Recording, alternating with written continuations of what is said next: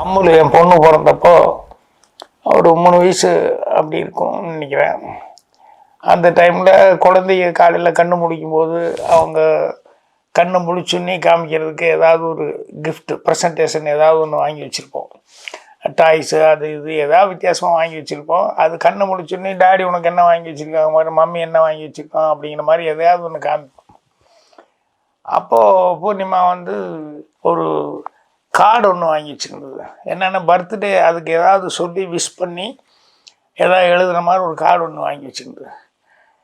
இப்போ என்கிட்ட அம்முலுக்கு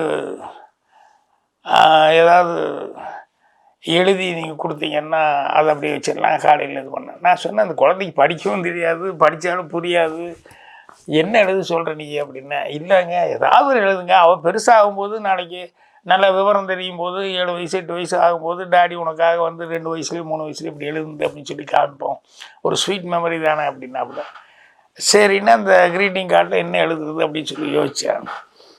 அப்போது ஒரு தாட் வந்தது. அது நான் எழுதினேன்.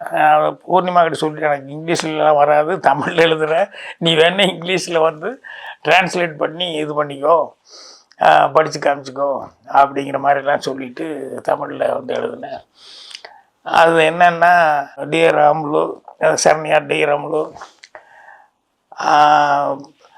நான் லைஃப்பில் முதலாக வானவில்லை பார்த்தேன். வானவில்லை பார்த்தப்போ அவ்வளோ கலர்ஃபுல்லாக அப்படி இருந்தது.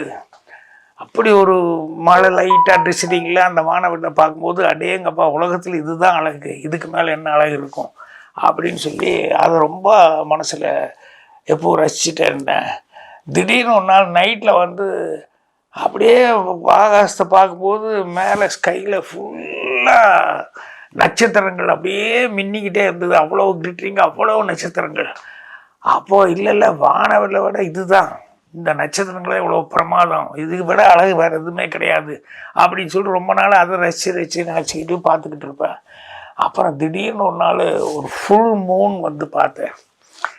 அப்போது இல்லை வானவில்லை அது வருது, நட்சத்திரம் இத்தனை நட்சத்திரம், இது எல்லாத்தோட இந்த ஃபுல் மூணுங்கிறது தான் உண்மையிலேயே ரொம்ப அழகு அப்படின்னு சொல்லிட்டு, இதுக்கு மேலே அழகு கிடையாது, ஃபுல் மூணு தான், அந்த வானவில் நட்சத்திரத்தை விட ஃபுல் மூணு அழகு அப்படின்னு சொல்லி நினச்சிக்கிட்டு இருந்தேன்.